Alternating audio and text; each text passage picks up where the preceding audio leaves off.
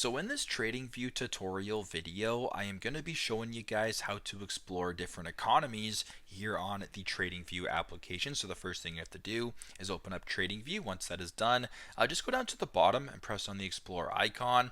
Then where it says Explore Markets, just slide it all the way to the right. The last option right here is the economy. Press on Economy.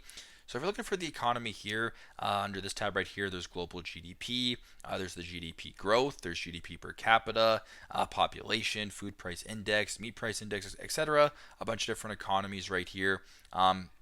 If you're looking for different news regarding to economy, you can go ahead and view the news flow right here.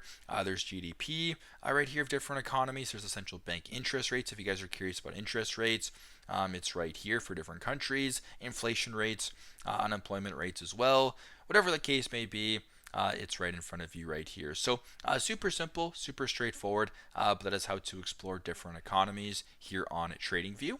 Thanks again for watching, and I hope this video helps.